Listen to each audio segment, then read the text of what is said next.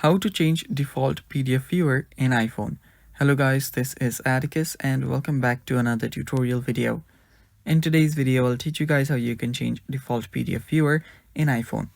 So without any further ado, let's dive right into it.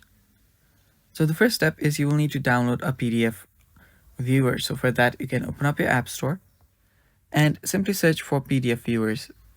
So search for PDF viewer and hit enter. After you do that, you will see a list of PDF viewers.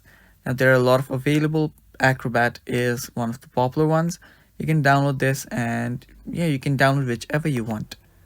After that, open up a PDF. So let's open up our PDF. Head over to your files and let's say this is the PDF that I want to open.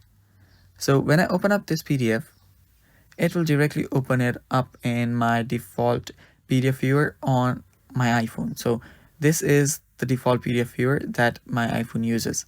Now there is no actual way that this can be changed, but what you can do is you can change it by simply opening up this PDF in any other PDF viewer. For that, you can press on this share button on the bottom left.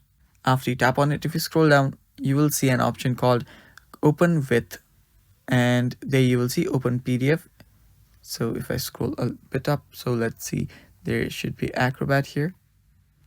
So here it is, edit PDF in Acrobat. You can tap on it and your Acrobat will open up. Now there should also be an option called view PDF in Acrobat. So let me do that again. So as you can see, open PDF in Word, edit PDF in Acrobat. So just open it up in Acrobat and you can set up your Acrobat if you want. And after that, you will be able to open up the PDF in your Acrobat. So let's do that here. Let me go through with this, and there we go. And that is how you can view your PDF using any other PDF viewer. And that's how you do it, guys. That's all for today's video as well. Thanks for watching. Stay tuned for more, and bye bye. Take care.